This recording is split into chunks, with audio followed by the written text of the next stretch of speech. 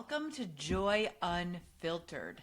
I'm Rachel, and this is a podcast about joy. Not the shiny, performative kind. Not the everything happens for a reason kind. This is joy as a strategy. A way to stay steady when life feels loud. A way to stay human when things are hard. A way to lead, love, and live without burning out or checking out. Some episodes will be just me. Some will be honest conversations with people who have lived their way into a deeper, truer joy. No fixing, no bypassing, just real stories, real tools, and room to breathe. Let's get into it.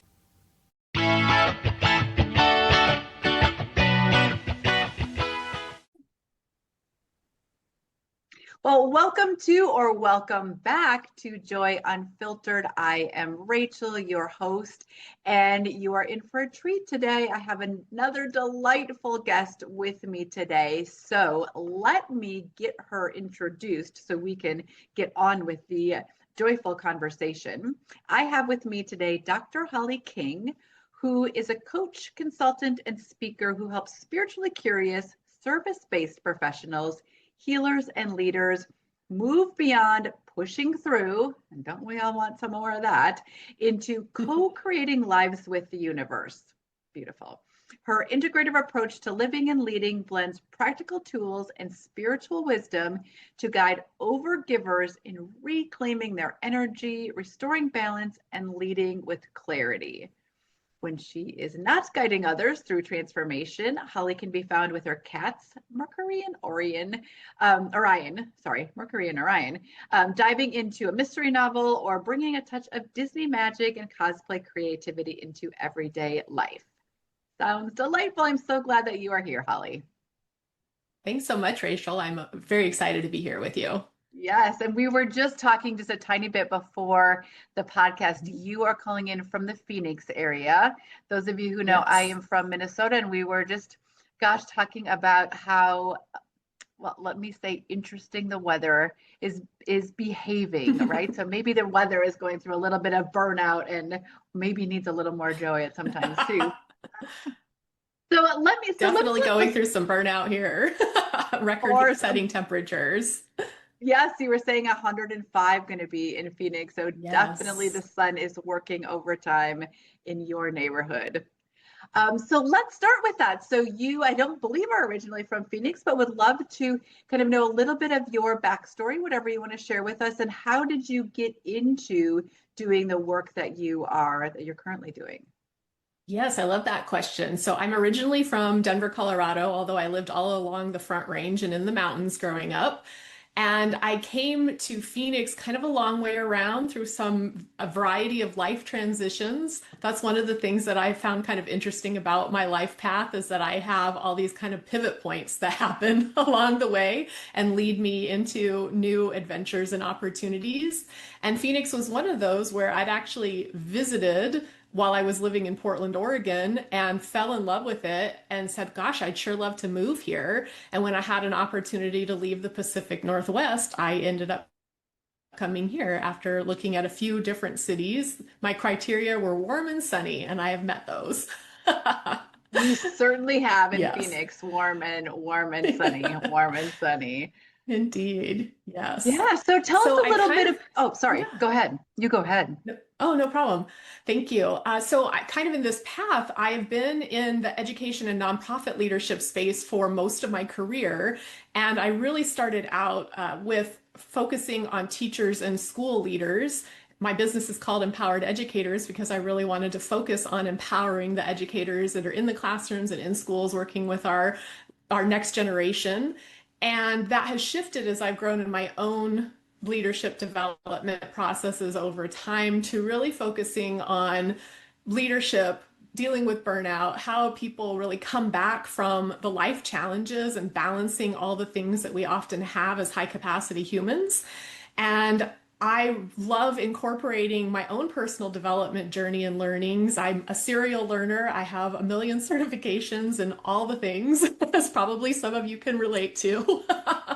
And so I'm really looking at how do I blend all that together to make an impact in the world and with people who are wanting to have more balance in their lives, more clarity and discernment, and feeling like they really are the co-creators of their life with their higher power, whatever it is that folks believe in. I love that. It's so many threads to pull on there. The first is that I was telling you before, I was telling Holly before we even jumped on that I believe that people bring us to or the universe brings us to conversations with people either who are in our like space or we're supposed to have these conversations with. I grew up in a family of educators. And it's Oh, so interesting. My ex-husband was a teacher and well, so I have educators at the college level and at the K-12 level as well. But it was interesting. hmm I used to think there was such a difference in between the corporate world and the education world, especially, what would a kindergarten teacher and I was doing training and development in organizations have in common. But it was so fascinating to me that we could sit at the dining room table and have a conversation about what had happened at work that day. And honestly, the only difference yes. was is that I got to use 3-syllable words and he got to use 1-syllable words because it was the same thing, That's so right? true. It does not matter if we are in kindergarten or if we are leading organizations that although it can look a little more complex, that the same themes, we're just human beings, right? So Absolutely. love Absolutely. the ability that you have then to step from that space and you're probably still working in that space of education and helping teachers, but knowing how that translates then to just the common themes that people are feeling. So you talked hmm about burnout. So let's just jump right in and talk about burnout. So what are some of the common things that you are seeing when we say burnout? Like what does that mean to you, or what are you seeing that means to hmm your clients? Yeah, such a good question. And I think it's kind of been one of those buzzwords that's been popping around, and not everybody has a shared understanding. So, from my perspective, I think about burnout as when our nervous system really is kind of in the fight, flight, freeze, fawn approaches and isn't able to regulate. So, we're not able to bring our best selves to our life and leadership. And burnout can come through a variety of ways, but sometimes the symptoms that people tend to describe are things like waking up in the middle of the night worrying about things, or dreading getting up and going to work the next day, or procrastinating on things that should be simple. For example, I have a lot of issues where it's just so overwhelming that I get caught up in like analysis paralysis and I feel like I'm spinning instead of actually being able to just choose one thing and go do that. And so that's something that I help my clients work with to get kind of back on track, to make a plan. A strategy that I've had to use is actually timing how long it takes me to do what seem to be simple chores, but are the things that are really barriers for me, like putting away the laundry after it's washed and dried, or emptying the dishwasher.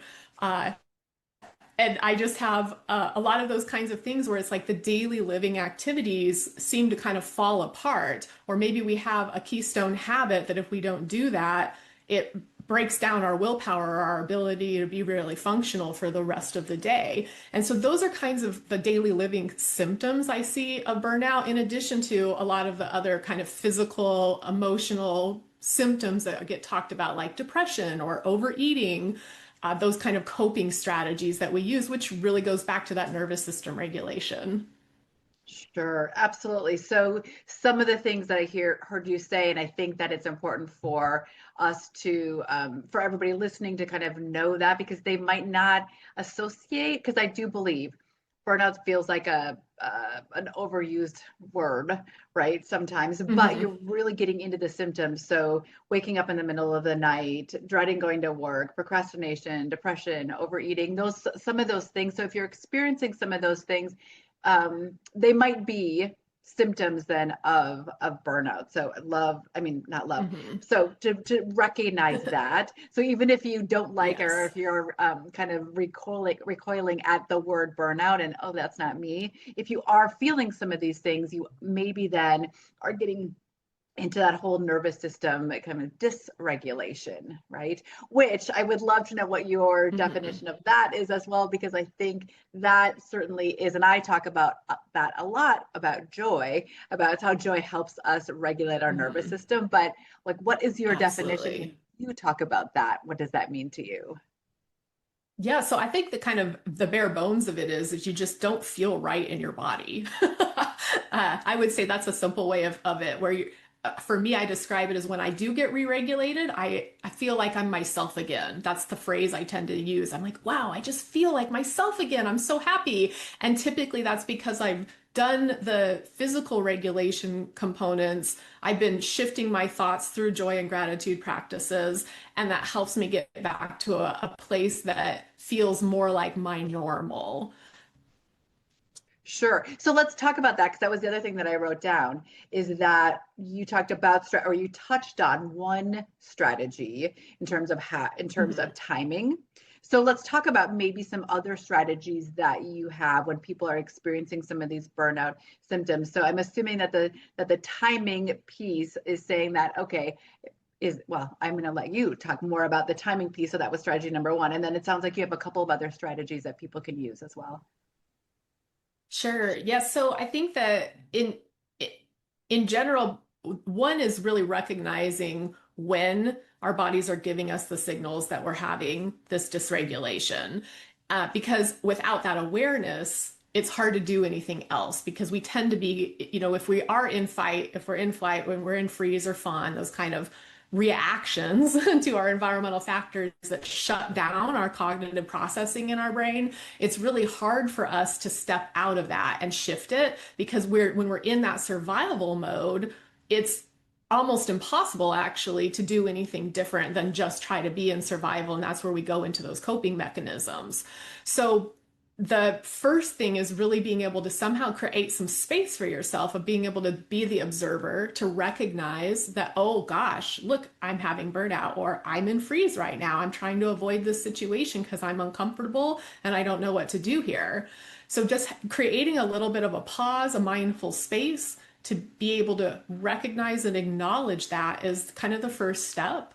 And then And we can go into strategies. sure. So how does one do that? So if I'm in that space, do you have techniques or tips for someone when they're like, okay, yep, something is happening, but how do they, is it through breath work?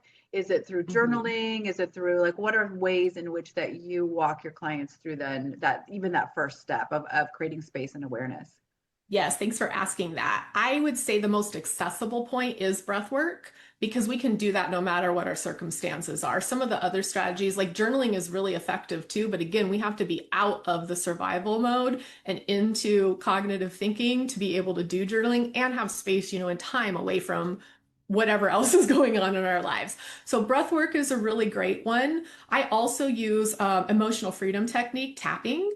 And sometimes that's just a simple like tapping on my collarbone, which is one of the points that EFT uses to just regulate. And sometimes I'm literally just saying out louder to myself while tapping on that collarbone, I'm safe, I am safe, I am safe, until I feel the release in my body. But sometimes that, if you're in like a work situation or a place where you can't be as obvious as that, breath work is the easiest and most accessible strategy. And that can just be doing something as simple as just deep breaths in and out. If you just do a few of those until you feel your body settle, usually that's your shoulders kind of relaxing, your jaw unclenching. A lot of different types of breath that people can use, but really just 3 to 5 deep breaths, breathing in and out really strongly, is a great way to just calm the body for the moment. And that then allows us to access that thinking state of our brain. Oh, I love that. And you're right, because I want to talk a little bit about EFT tapping. I just learned well, I learned about that Mhm. about 5 years ago and just experienced it last year, and I'm a huge fan. But you're Yes. right, we're not always going to do that. And for those of you who don't know what that is, we'll explain that in a second. But you're right, there are times when you just need to take a couple of big deep breaths, right? And nobody else around you Hmm. needs to know. Nobody needs to Right. know that you are practicing this self-regulation piece. You're just breathing deep. So whether you're at Yep. work in in a meeting or getting ready to do a podcast, or you are in line at the bank, wherever you are, you have that access to your breath. Right. Yes. Yeah. And then, so let's talk a little bit more about EFT, because again, was impressed, and I can do all the woo-woo stuff and go there, but I honestly was amazed at how quickly that I was able to, I did it with a coach, but how quickly that I was able to calm myself using that technique. It was like, I'm like, this is amazing. It's like a magic wand. It is, sort of, yeah. Yeah, so let's talk a little bit about the protocol, and then like what is happening in our bodies when we're doing this. Yeah, great question. So emotional freedom technique basically uses the energy meridians in our bodies. And so we tap on specific points so there's kind of the top of the head, the inside of the eyebrow, the outer eye, the cheek, above the lip, up on the chin, collarbone, under the arm. And there's a variety of protocols about how people do that, and different practitioners do it in different ways. But the idea of this is that by tapping on those points, it's similar to acupuncture, where professionals will put needles into those meridian or energy centers to help unblock the flow of energy through our body. And so tapping is doing that same thing with touch. So instead of a needle being in your head or in your hand or wherever the points are, you're using the physical touch just lightly to unblock the energy in those areas. And there are points that are really associated with helping calm the body's reactive responses. So the purpose really of emotional freedom technique is to take a reactive or a high intensity situation, emotion, feeling, and lower the intensity of it. Now, you're not always going to get to no intensity in one round of tapping, but you usually can experience a good level of decrease of the intensity. And so it is that quick way to do it. There's tons of YouTube videos, online scripts, and things to do. I would recommend that if people are doing tapping for the first time, that they do try to work with someone who is certified in it, because there are some things, if we have traumatic experiences and really deep-seated emotions, it's helpful to have somebody with you if you're kind of working on those really intense emotions. I tend to use tapping with my clients because I'm not a therapist or a psychologist, that we're not going into like those deep-seated kind of traumatic PTSD, abuse level kinds of emotions that we're trying to clear through tapping. We're really looking at things like stress and burnout and kind of reducing your anxiety level, those kinds of things. Yeah, Holly, when I did it, it was fairly, again, amazing about the level of stress that I was feeling about a particular thing, and it going through, and it was, I don't know, less than 5 minutes that we walked through this, and my level of stress really went from, maybe an 8, maybe down to like a 4. And it was surprising to me, because I thought, I know how to think through this. I can talk through this with someone, with a coach, but going through this and using the energy work, it really did.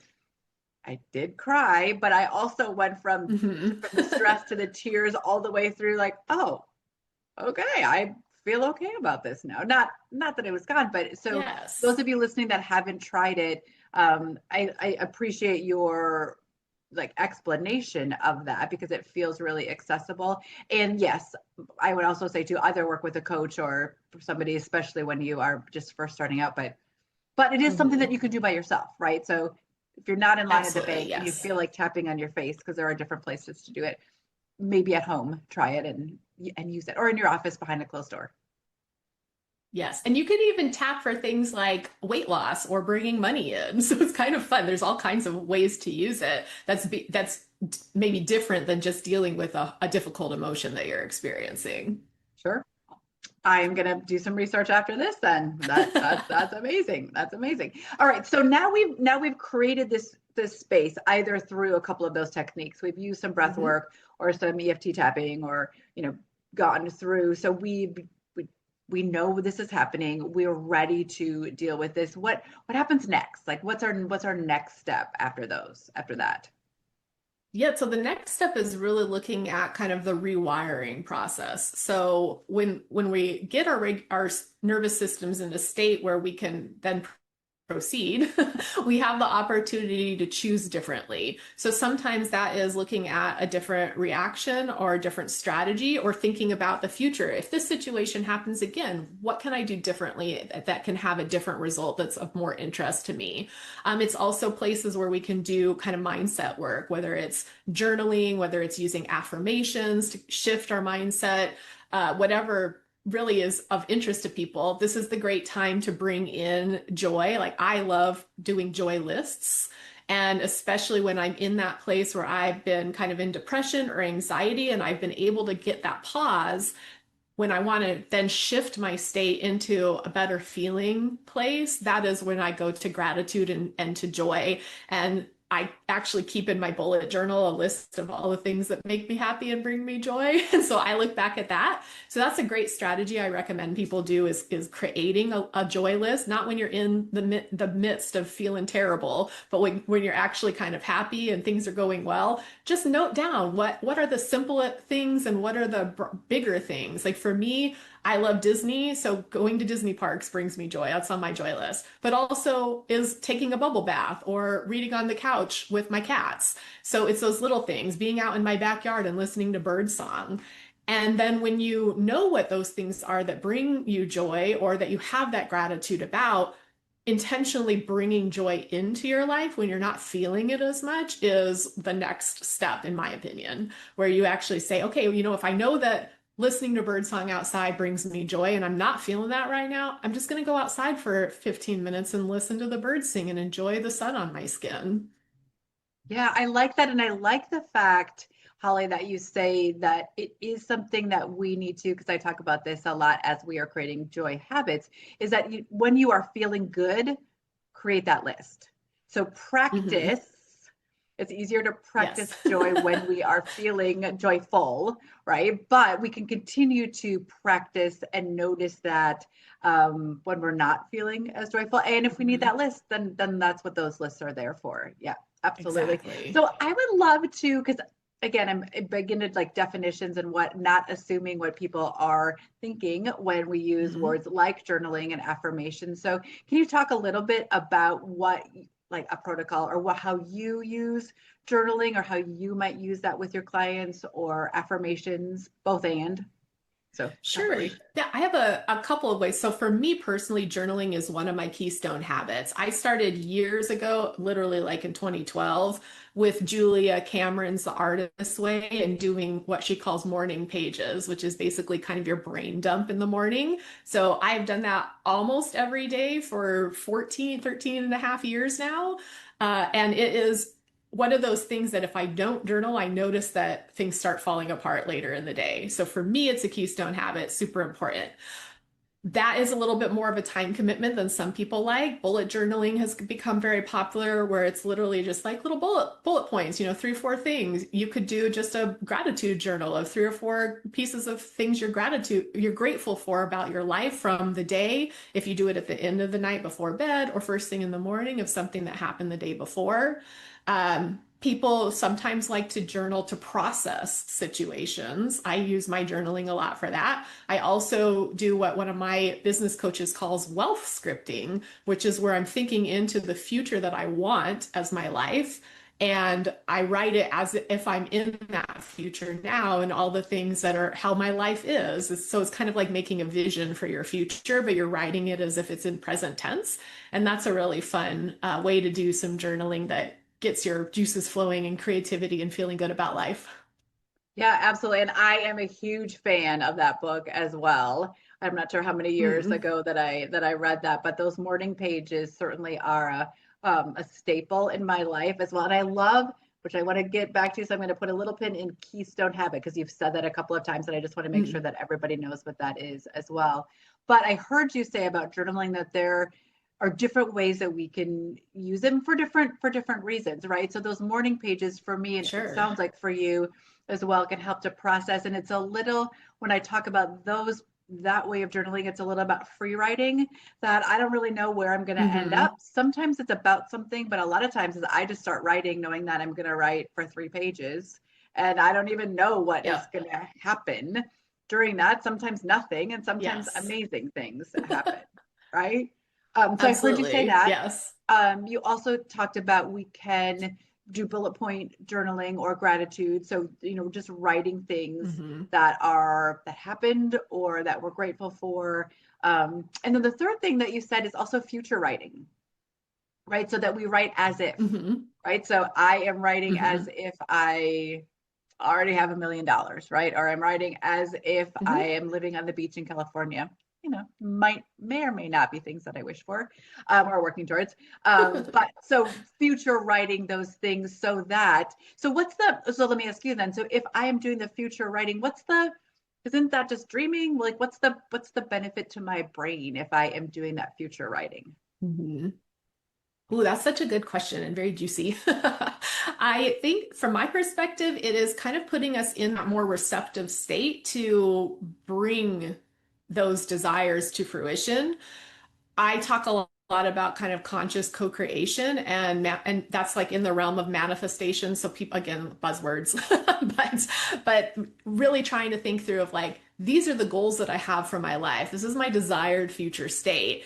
And as I write about what it feels like to have that in my now, our brains actually don't know the difference between it doesn't exist in time. Our thoughts don't. So our brains don't actually have any awareness of when we're thinking a thought, whether it's about the past, whether it's about an imagined future, good or bad, the brain interprets that as if it is happening currently. So when we write as if something is happening currently, we're actually helping reprogram our brains to be like, oh, of course, this is what's happening. And that helps us kind of collapse the timeline, I guess, in terms of being able to bring our desired future state closer to us. Now, that doesn't mean you don't still have to go out and take some actions to bring those things to fruition. But if you're really imagining what it could be through that journaling process and feeling the emotions, that's a really important part of this. That helps you kind of shift into that state of being ready to receive those opportunities in the future as they come toward you. Yeah, I I don't love want to that. And a get too couple of things. woo-woo here, but No, no, no. You believe me, you can go as woo woo as you want, but I think that yes, but it's also not woo woo, right? So that you're saying, mhm, you know, being open to receiving the opportunities, because I think the other mhm. thing that happens is that our brains are filtering in for like Yes, millions and trillions of pieces of information for us that we don't recognize in our thoughts. But if we say, because you've right. written it down, that here are the goals, or I'm living as if, our brains are going to start to say, oh, I'm going to show you then the things that match those Yes. thoughts. So you say, Rachel, I want to live on the beach in California. And so I am going to filter then the opportunities. So I'm going to see those opportunities and not other opportunities that will, bring me to northern Minnesota, whatever that might be. So Exactly. it's both the living and it's the action piece too, right? So that my Mhm. brain is showing me these things, I'm acting, and then all of a sudden it happens, and so we're continuing. It's that cyclical thing that happens, right? So it Yes. can feel woo woo, but then talking to someone else about, I don't quite understand how everything always happens, but I don't need to like. I don't understand how we are on Zoom and we can see each other right now. Right. I don't understand how that actually happens. I don't really care. Mhm. Like, I don't care how Yep, that it happens. doesn't matter. Like I don't have to know how the engine in my car works to be able to drive my car and appreciate that it gets me from point A to point B. That's the mechanic's job if it breaks. Right. So part of the journaling, one of the journaling techniques that you can use is writing as if, and we don't have to Mhm. understand, but it does work. It works because our brains Yes. are filtering and that we're feeling into that as well. So I love that. So I do want to go back and ask though. So you've talked a couple of times about keystone habits. So Mhm. can you just define what that means for you? Yeah, I don't actually know if I've ever thought about that. I call it that for myself because that just makes sense in my brain. But I've done a lot of reading and I I'm a little bit of a personal development junkie. So The Power of Habits, Atomic Habits, all those books that are out there around like kind of doing your habit stacking and thinking through what works to change your habits. I really love all that. I love all that life hack stuff. So for me, what I've noticed for myself is that there are certain habits that if I do them, it helps set me up for success for the rest of my day. And it usually is like a 24-hour period. I don't really get much more leverage out of my habits than that. So there are certain things that, if I wake up at the same time every day, that helps. If I go through my normal morning routine, it helps set my brain up to be like, okay, this is what we're doing today. And the keystone habits, I think, are those ones that you kind of if you track over time, you kind of start to see patterns emerge of like, these things really are important for me to do because it helps me have better willpower later or make better decisions or feel better as I go throughout my day. And if I don't do that, I actually see the opposite of that happening. So for me, doing the journaling in the morning as a keystone habit, it is a difference for me kind of with my mood, with my energy levels, with my willpower, all the way through the end of the day. And I just notice if I don't do the journaling in the morning, by the evening time, I feel a little bit like I'm falling apart. Like I'm making poor choices. I'm not, my willpower is gone. I don't know why those are related, but they are for me. So I think when people just are able to really look at what are the things that you're doing or not doing and noticing whether there's some correlations to how that happens with your energy levels, with your mood, that is important information. And so that's kind of how I define those keystone habits, the things that really impact me positively or negatively if I do or don't do them. What a great explanation of that. And it also then is something that, I mean, it we need some awareness then. But if we get Mhm. that awareness, and when you have that awareness, I talk to people too about because I come from the wellness space, about just notice how different food makes you feel. And if it doesn't Yes, make you feel good, don't eat it. But if it makes you feel good, right. eat it, right? And so same thing with these keystone habits. So for you, it's that journaling in the morning. And if Mhm. people start to try things, because meditation for me does that same Mhm. thing, I can tell when I miss it during the day. So start to notice some of those things and attribute it to that. So those Mhm. keystone habits. That's great. Okay, so we've created the space. We have recognized we are rewiring, and so now, like, where are we going from there in our own development in terms of releasing this burnout from our life? Mhm. So I'm pausing for a moment to think about how I want to answer that. uh, so there's always we still have all of the external factors that are contributing to the burnout, but really what our goal here in my perspective is that we're bringing a level of mindfulness and awareness to our lives, and then we get to choose what our responses are and how we move forward. So all of the practices that we've talked about, that creating the space for the pause and the observation and acknowledgement of where we are, the shifting out of that more negative state into something more positive, that's choosing our response instead of just being at the whim of whatever's happening around us. And as we build that muscle, it is a practice. It's not something that we just do once and we're like, woohoo, life is perfect. It's an ongoing thing because there's always stressors in our lives. There's always external factors that are coming into us and impacting how we experience our lives. But our job as the conscious co-creator then is to say, this is what I'm choosing to focus on. And so that's where these practices to help shift and rewire our mindset, our focus, bringing in gratitude, bringing in joy intentionally helps us be that more responsive rather than reactive person in our lives. Because, we can all have the same exact situation happen to us. And Rachel, you might have the same situation as I am in, and you're going to have a different response than I am. And it's just about how we're choosing to respond to that situation. So when we choose to respond in ways that feel good for us, that feels much more empowering, and it allows us to have a better overall life experience, which helps shift us out of the burnout.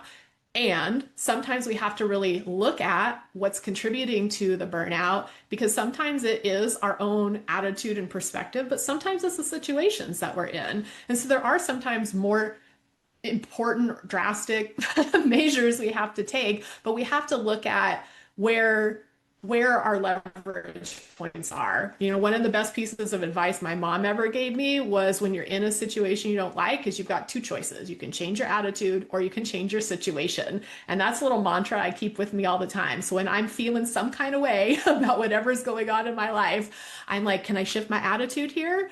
And I sometimes will work really hard around that using all these practices we've talked about.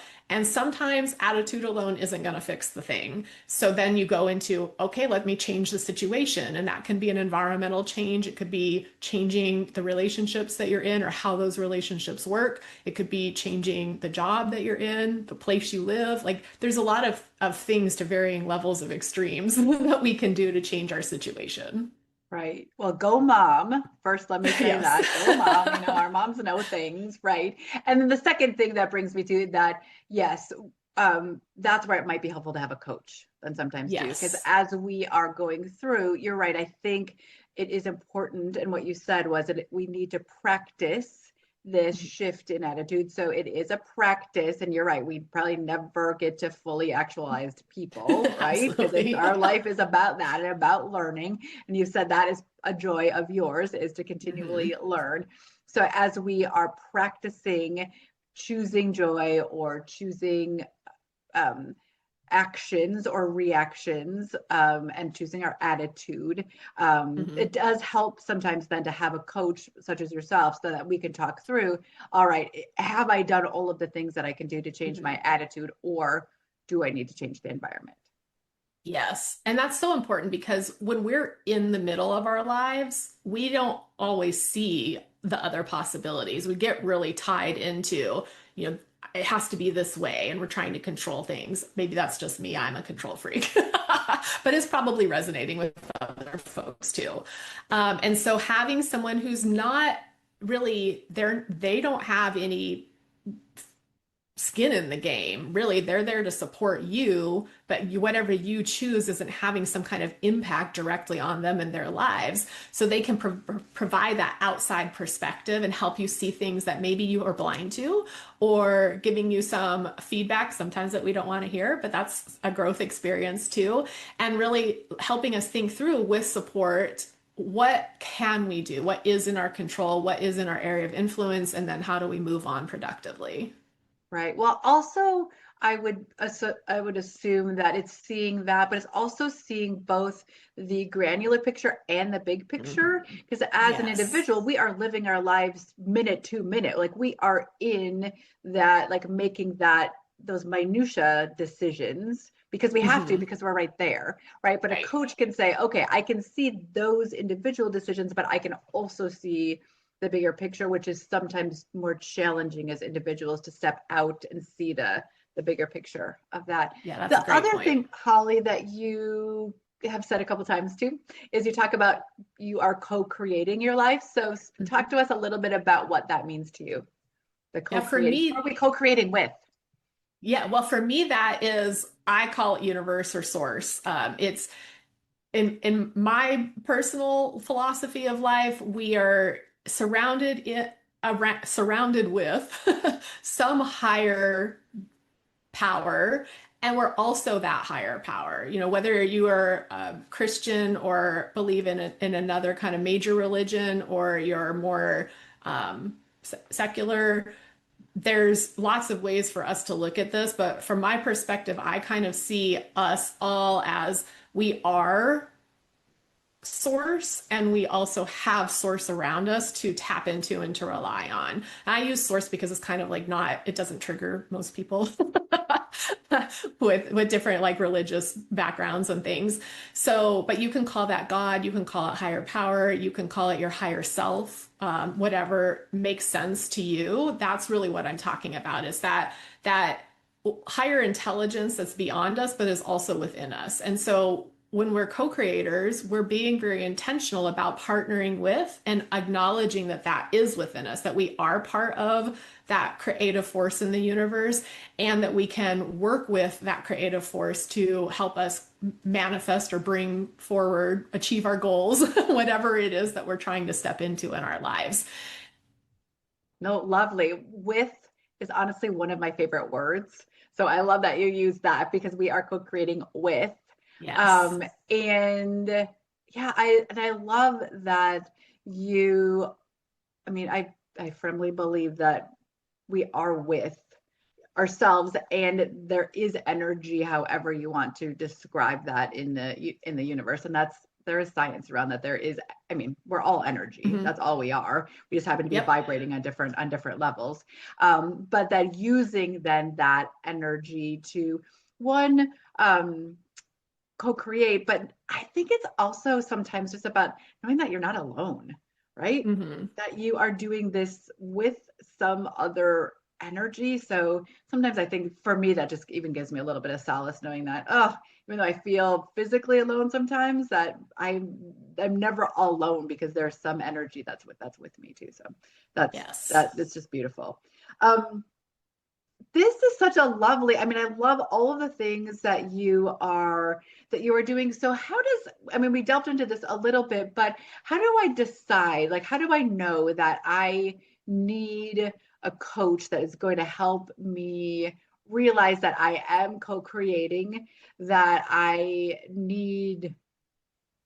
just need to move to the next thing. So what am I Mhm. feeling? What, as people are listening, who is going to say, hi, yes, that's me, that needs to Mhm. call you and say, I need to work with Rob. Yeah, well, I struggle with the word need a little bit because sometimes that's like we're looking for somebody else to fix the thing. Fair, And that kind of fair, goes against my whole like point of totally fair. co-creation. And whether you're co-creating with a coach, with your higher power, whatever, it's about us taking responsibility and being the lead in that.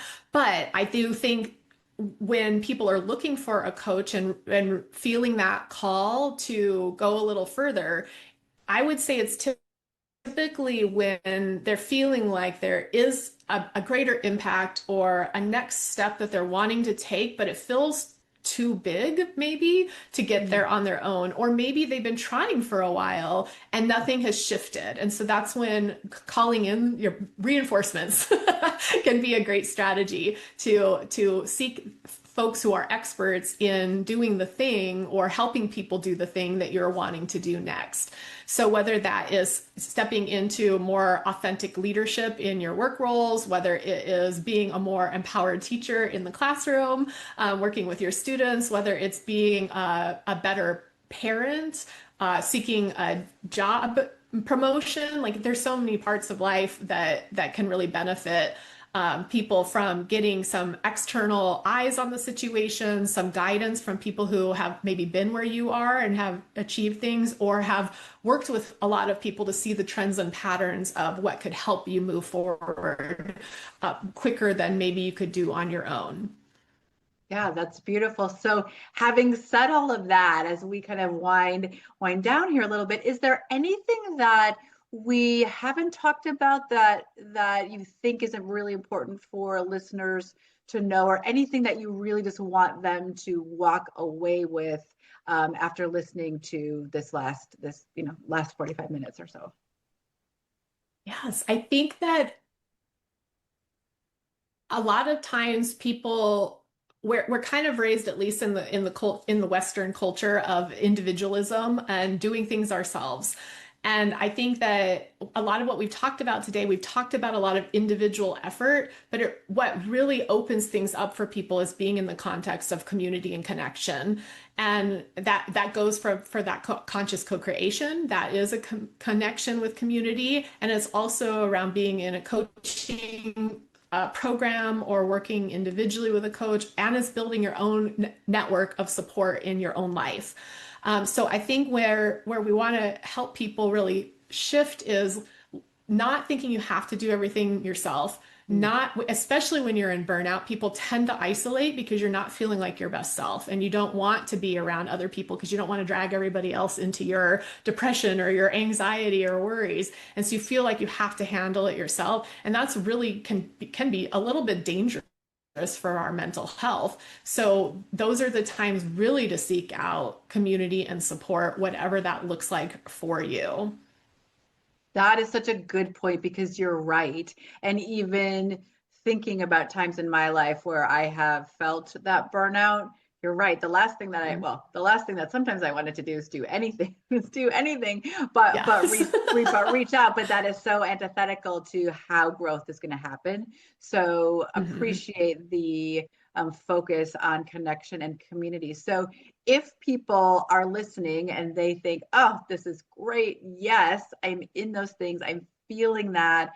I am ready to, go through this creating of space. And I wrote the words that I wrote down, recognizing where we are and rewiring, and they want to reach out to you. How can they do that? Mhm. Where do they find you? How best does that, how does that relationship start to happen with you? Ah, thank you. Yes, the best way to reach me is on Instagram. I'm at Holly King Ed, ED at the end, and that's the best place. You can also, I have a little resource called the Energy Reset Map, which kind of goes back to the very beginning of our conversation. There's simple, practical strategies that are science backed on how to quickly shift your energy when you're not feeling the way you want to feel. And that's free on my website at www.empowerededucators.com/map. Okay, the energy reset map. And I will put all of those links in the show notes. But this was just delightful. I appreciate the gift of this energy reset map. I loved all of the insights that you have and the reframe of just really thinking about even like thinking about the definition of burnout and then the things that we can Mhm. do to move ourselves both individually and collectively forward, and co-creating this new future for ourselves. So I appreciate all of your Mhm. insight. It was very I was taking a bunch of notes the whole time as well. So I've individually I appreciate it, and collectively as a listening community, we appreciate your time today. And I will again put all of those links in the show notes. So please reach out to Holly if you have any questions. If you Yes. enjoyed this episode, please make sure that you follow, share with others, leave us some comments as well below. And remember, Rachel from Joy Unfiltered, I am celebrating you today and every day. So have fun, live well, enjoy.